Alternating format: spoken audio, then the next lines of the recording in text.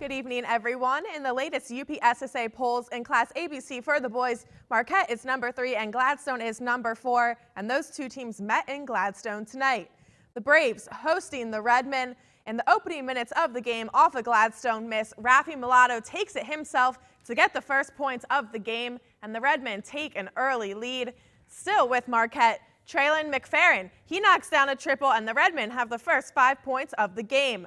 On the other end, Brad Spindler finds an open Reese Castor under the hoop for the bucket, and the Braves cut it to 1. Castor had 25 points. Still in the first, Marius Grisoulis creates his own space and finishes the hook shot to put the Redmen up by 3.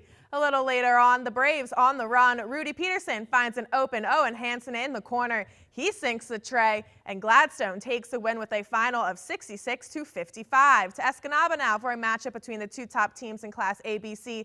Jumping ahead to late in the second quarter, Iron Mountain working the ball, and Foster Wonders connects from downtown. The Mountaineers go up big. With the clock winding down on the other end, Ryan Robinette beats the buzzer, but the Eskimos go into halftime down 22. To the third quarter, Robinette to Peyton Fidel for the bucket. The Eskimos are down 20. On the other end, Marcus Johnson pump fakes and drives to the rack to extend the Mountaineers' lead. He finished with 31 points. Later on, Foster Wonders pulls up and sinks it. He had 21 points on the night, and the Mountaineers roll over the Eskimos 74-48.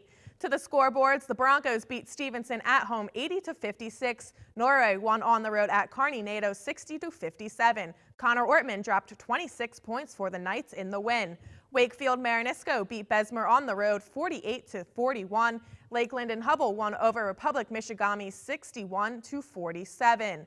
And Forest Park won on the road at North Dickinson 56-40.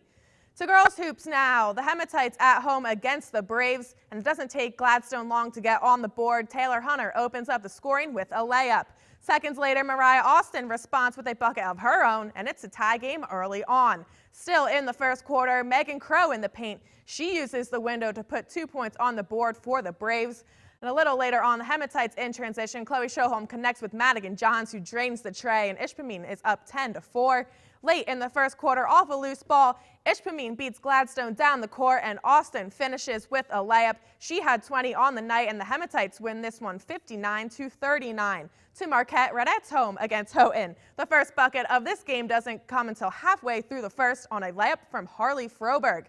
Minutes later, on the other end, Sydney Keevy makes a move on her defender and gets the bucket to fall. She finished with 20 points. The Redettes are up early, and suing possession for Marquette. Mo Miller has an open look to the hoop, and she finishes. The Redettes increase their lead to 6. On the other end, Froberg dishes to Mackenzie Klein, who adds 2 points for Houghton, and the Gremlins are within a bucket. Avery Leedy from the top of the arc, it's good. She finished with 17 points, and the Redettes would hang on to beat Houghton in overtime 54-50. To the girls' scoreboards, Gwynn beat Manistee at home 46-29. Brooke Manor had 10 points and 8 assists for the Model Towners. Westwood lost on the road at Iron Mountain 60-51. Riley Papour had 24 points in the win.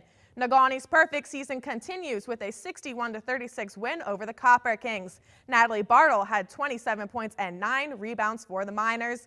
North Central beat Superior Central 55-45. The Rockets won on the road at Engadine 42-34, and the Mustangs hung on to beat Forest Park 41-37.